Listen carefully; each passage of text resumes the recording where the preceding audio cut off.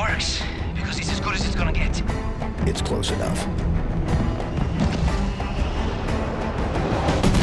It better be. I'm getting out of here. The word infinite in the latest Halo title is extremely appropriate.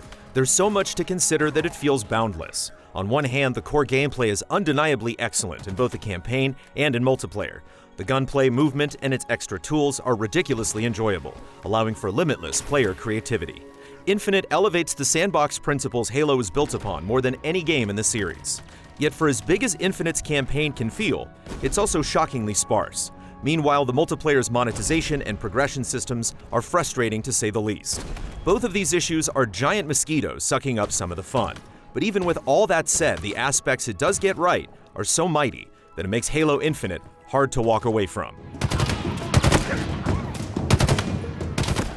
Starting with the campaign, the open-world structure of Halo Infinite is used to great effect. It instills a strong sense of unpredictability and improvisation, which hasn't resonated as much since the original Halo Combat Evolved.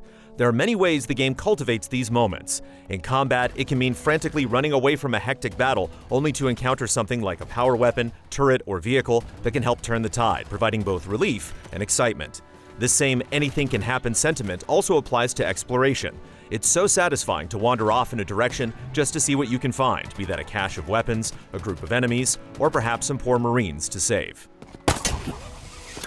Truly the undeniable star of the entire campaign is the grappling hook. It really does change everything. Obstacles that would be absolute barriers in other Halo games are minor inconveniences here. Whether it's zipping up to the top of an enemy base, scaling a mountain, snagging a distant weapon, or even using it to hijack an enemy vehicle, there's a wild amount of versatility for a single tool. If you have even the faintest amount of curiosity, it will be satiated. Sometimes you may just want to grapple straight upward for no other reason than to see if you can. While the Halo sandbox has always been excellent at providing crazy moments that feel personal to you, the grappling hook multiplies the opportunities for such moments, without question. It's coming from that communication tower. Although the grappling hook is the best piece of equipment, the others are useful in their own right. The drop wall provides crucial defense, the threat sensor reveals enemy locations, the repulsor can push both enemies and projectiles away, and the thruster gives a quick burst of movement that's helpful in retreating or just getting around. There's also a ton of incentive to upgrade equipment simply because of how good the upgrades are, such as decreasing the lengthy cooldown of the drop wall or giving the grappling hook a powerful melee strike. The added utility makes it extra enticing to run all over the large map to find the Spartan cores needed for upgrades. Similarly, earning Valor is a well-implemented form of progression. As you complete various tasks throughout Zeta Halo, you earn Valor and climb up what is essentially a single-player battle pass, acquiring new weapons and vehicles. These additions to your arsenal can be called upon at any forward operating base that you clear. Mongoose drop-off approaching your LZ, Chief. Going from not being able to call in hardly anything to summoning a tank whenever you want is pretty great. Valor also ties in well with the story, providing a great sensation of actually reclaiming Zeta Halo for the UNSC and humanity as a whole. Let's clean up the rest of them. The weapons themselves feel finely tuned and the available arsenal is generally effective depending on the situation. Classics like the plasma pistol and battle rifle can come in clutch at the right moments, while new weapons like the Mangler and shock rifle absolutely shine. The Mangler chews through enemies and the shock rifle has the dual purpose of picking off distant opponents or temporarily halting vehicles. Or you can just go full Donkey Kong and throw barrels of explosive energy. The point is, the usability of a lot of the weapons provides a great amount of combat variety throughout the campaign. However, there are significant downsides to the open-world approach compared to other Halo games. There's a visual sameness that really plagues the campaign. Aesthetically, it feels like you've seen everything there is to see by the time you're halfway through the game. The style of Zeta Halo itself doesn't change much, nor do the various Banished and Forerunner structures that are littered throughout.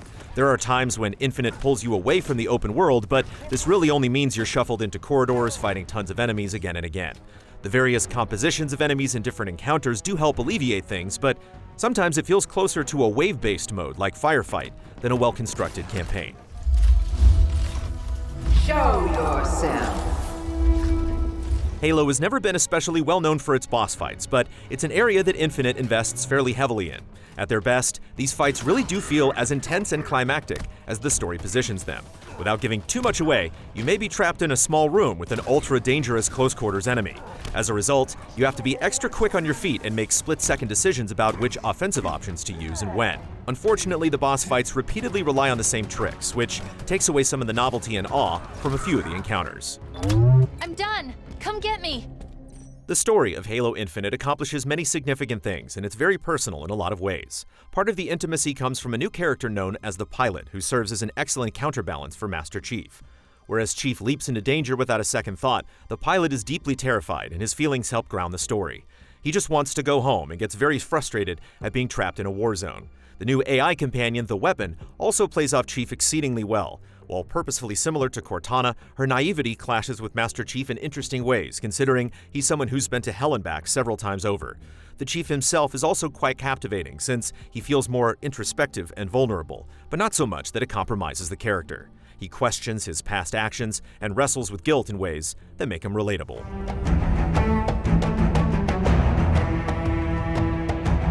For all of the good Infinite's story does, ultimately where it ends up feels way too familiar, like the game just hit a giant reset button rather than actually pushing forward.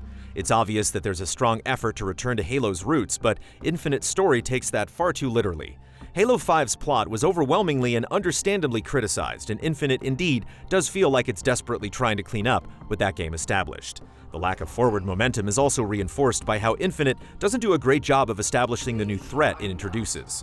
Without going into detail, it's hard to buy into their menace or purpose when the game goes out of its way to dance around them. The other pillar of Halo Infinite is its free-to-play multiplayer, and boy is it one tangled knot to unravel. First and most importantly, it feels sublime. The shooting and movement are top tier, and while certainly not perfect, the weapon balance and map design lead to many incredible moments. In both quick play and big team battle, players start with an assault rifle and a pistol, and both of these weapons are strong. The AR excels at close and mid-range combat, especially when paired with a melee attack, and provided you have decent aim, the pistol can either chew through shields or clean up a weakened enemy. As soon as you spawn, you feel pretty capable on the battlefield, but not so much that there isn't motivation to go out and collect other weapons. Being on a team that's on top of gathering power weapons is critical to doing well in a match. Halo Infinite successfully embraces its arena shooter DNA and feels so much different than other contemporary AAA shooters without feeling old. New elements like the grappling hook and repulsor, as well as new weapons, prevent Infinite from becoming hollow nostalgia. We've lost. Possession. Enemy has the ball. Active camo. Inbound. Some of the maps are just a joy to play on, with a surprising amount of nuance that becomes more apparent the more you play. Bazaar, for instance, feels slightly different depending on where you're engaging the enemy. If you're at either end of the map, the areas are cramped just enough for mid-range fights, but there are plenty of ways to ascend to high ground and objects to hide behind, making it easy to catch someone off guard. The middle of the map is more open, and fights can easily descend into scrappy brawls. On the Aquarius map, it's easy to simultaneously feel like you could be attacked from all sides at any given moment, and like there's plenty of cover.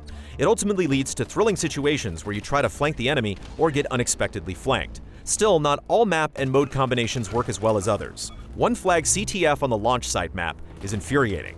It's way too easy to defend the flag since you have an abundance of tools and cover, while the attacking team has to travel long distances while they're much more exposed. The imbalance can lead to unsatisfying stalemates. The progression and monetization in Halo Infinite's multiplayer takes some time to fully understand. Much of it centers around a battle pass, which has both free and premium tracks, although the premium track feels practically mandatory considering it offers some of the best rewards. Progressing through the battle pass means completing weekly challenges as well as matches.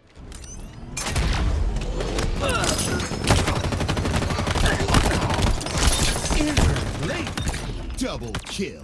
While the developers have toned down the difficulty of the weekly challenges, a lot of work still needs to be done. It's so incredibly irritating to get a challenge that involves winning a number of matches of a particular game mode, only to repeatedly not matchmake into that specific mode. As of this writing, there's no way to choose which game mode you matchmake into, meaning that if your heart is set on getting certain challenges done, you'll inevitably feel like you're wasting precious time. There's also the issue of challenge swaps, which come in limited supply. You may get a challenge you don't like, only to swap it into another challenge you don't like, so it's easy to burn through swaps. One of the problems is that some challenges can be wildly easier to complete than others, even though they give equal amounts of experience.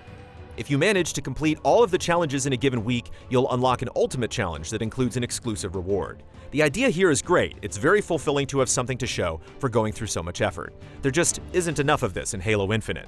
The amount of things you can show off and be proud of is grossly dwarfed by an overwhelming amount of pay-only items in the shop, which has overpriced bundles that refresh daily and weekly.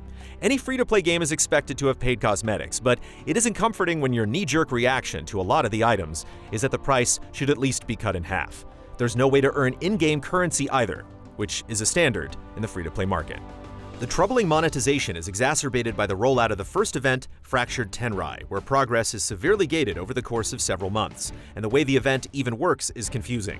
You have to complete event-specific challenges, but after clearing the initial batch, you have to complete regular challenges to acquire more event challenges. Not to mention the cool samurai armor you unlock can't be greatly customized right now unless you're willing to spend more money. Fractured Tenrai perfectly encapsulates a lot of the problems with Infinite's progression and microtransactions as a whole. It's overwrought and overly aggressive. On a more positive note, 343 Industries has been receptive to feedback. They've already changed how experience is doled out twice, and now you can easily get 1 Battle Pass level per day just by playing 6 matches, regardless of how well you do in those matches. The developer has also said that more game mode playlists are on the way. Hopefully they continue to listen and to execute on feedback because the foundation is so solid, and if these issues can be addressed, the future of the game is bright. And that is the ultimate takeaway from Halo Infinite.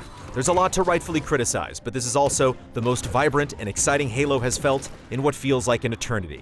Regardless of the rewards, it's hard to put the multiplayer down. Infinite needs to absolutely be called out for its glaring shortcomings, but it's also important to recognize that at its heart, there is something undeniably special here.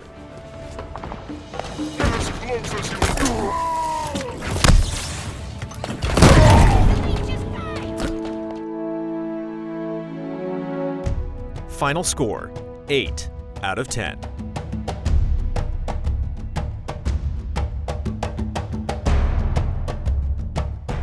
Want to get more of our thoughts on games beyond reviews? Check out our Frame Trap podcast every other week with deep dive discussions on games we're currently playing, including Halo Infinite. Everything we do is made possible by generous viewers just like you. Check out patreon.com/easyallies to help us make more. For just $1 a month, you can gain access to weekly updates, spoiler discussions, and exclusive shows.